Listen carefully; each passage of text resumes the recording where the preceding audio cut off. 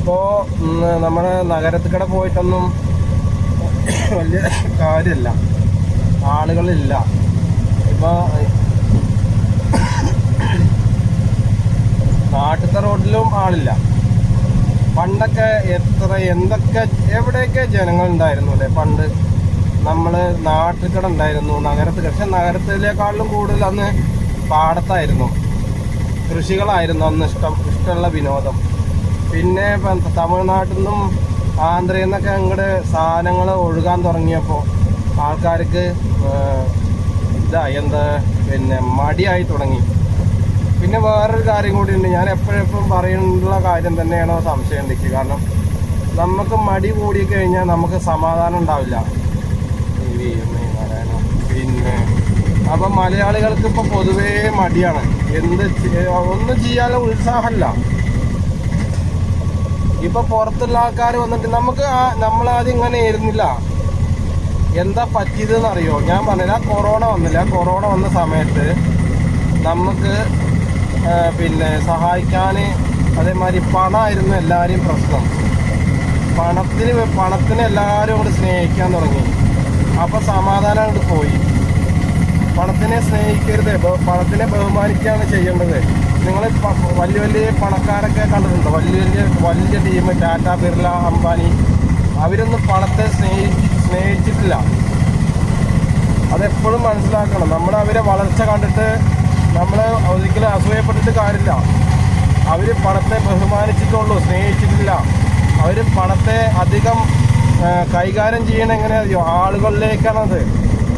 അവിടെ അവരെ നഷ്ടമാണ് അവർ കണ്ടിട്ട് ബിസിനസ് ചെയ്യണത്. കുറച്ച് നമുക്ക് വിഷമമുണ്ടെങ്കിൽ നമുക്ക് കൂടുതൽ സന്തോഷം ഉണ്ടാവുക. എപ്പോഴും നമുക്ക് സന്തോഷം വേണമെന്ന് പറഞ്ഞു കഴിഞ്ഞാൽ നമുക്ക് സമാധാനം ഉണ്ടാവില്ല. നമുക്ക് പണിയെടുക്കാനുള്ള മനസ്സ് നമുക്കുണ്ടെങ്കിൽ, സന്തോഷ് ജോർജ് കുളങ്ങര ഒരിക്കലും പറയണ്ടായി മലയാളികളൊക്കെ നാട്ടിൽ നിന്ന് പോവുകയാണെന്ന്, നമ്മുടെ കേരളത്തിൽ നിന്ന് നാട് വിട്ട് പോവുകയാണെന്ന്. അപ്പോൾ അദ്ദേഹം പറയാണ്, പിന്നെ മലയാളികൾ അവിടേക്ക് എന്തിനാ പോകണമെന്ന് ചോദിച്ചിട്ടുണ്ടെങ്കിൽ അവിടെ എങ്ങനെ പണിയെടുക്കാതെ ജീവിക്കാൻ പറ്റുമെന്നാണ് മലയാളികൾ ചിന്തിക്കുന്നത്. അപ്പോൾ മലയാളികൾക്ക് പണിയെടുക്കാൻ വയ്യ. അതിപ്പോൾ ഞാനും അങ്ങനത്തെ ഒരു കാറ്റഗറി പെട്ടുകൊണ്ടിരിക്കുന്ന ഒരാളാണ്, പെടുത്തിയതാണ് എന്ന് പറയാം. എല്ലാവരും മടി കാണിക്കുമ്പോൾ നമുക്ക് ഞാൻ മറ്റേ കൂട്ടത്തോടെ എല്ലാവരും കൂടി പ്രാർത്ഥിക്കുമ്പോൾ എനിക്കും ആ പ്രാർത്ഥനയിൽ പങ്കെടുക്കാൻ തോന്നും. ഏകദേശം ഇപ്പോൾ സമയം ഒരു 10:40, 11 മണി കൂട്ടിക്കോളൂ. ഇന്നിപ്പോൾ സ്കൂളും കോളേജൊന്നുമില്ല, ഇന്ന് മന്നൻ ജയന്തി ആഘോഷമാണ്. അപ്പം നമുക്കൊക്കെ ദിവസം ആഘോഷങ്ങളാണ്, എന്നും ആഘോഷമാണ്. ഒരു ദിവസം കൂടി നമുക്ക് ആഘോഷമില്ലാത്ത സമയമല്ല. പക്ഷേ ഇങ്ങനെ നിന്നിട്ട് കാര്യമില്ലല്ലോ. ഒന്നാമത് എന്താ അറിയോ, സ്കൂളും കോളേജും ഇല്ലെങ്കിൽ ആ ദിവസം പിന്നെ ഓട്ടോറിക്ഷക്കാരുടെ കാര്യം മാത്രമല്ല കേട്ടോ, ബസ്സുകാരുടെ കാര്യമാണ് ആകെ ബുദ്ധിമുട്ട്. കാരണം ഇപ്പോഴത്തെ ഡീസലിൻ്റെ വിലയൊക്കെ കേട്ടാൽ ഒരാളും വണ്ടി കൊണ്ട് റോട്ടിലേക്ക് ഇറങ്ങില്ല. അപ്പോൾ ഇങ്ങനെ ലീവ് എടുത്തു കഴിഞ്ഞാൽ ഇനിയിപ്പോൾ അടുത്ത് വേറെ എന്തൊക്കെയാ 5-6 ദിവസം കഴിഞ്ഞാൽ വേറെ എന്തൊക്കെയാലും ലീവ് വരുന്നുണ്ട്. ആ ലീവ് ഇതേമാതിരി തന്നെ.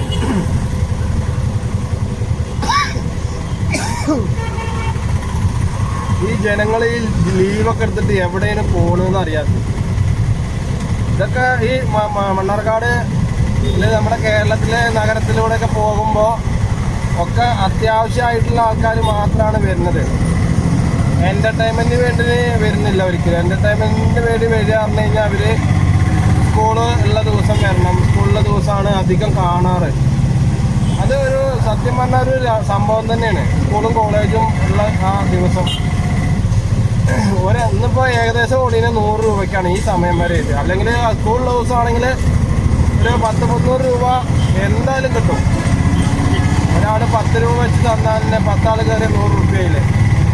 ഇതിപ്പോൾ അതിനും കൂടി വരുമാനമില്ല. പിന്നെ പൊതുവേ വേറൊരു കാര്യമുണ്ട്, ഒക്കെ സ്വന്തം വണ്ടിയായി. സ്വന്തം വണ്ടി പറഞ്ഞാൽ ഒക്കെ സ്കൂട്ടി, ഒക്കെ ബൈക്ക്, കാറ്.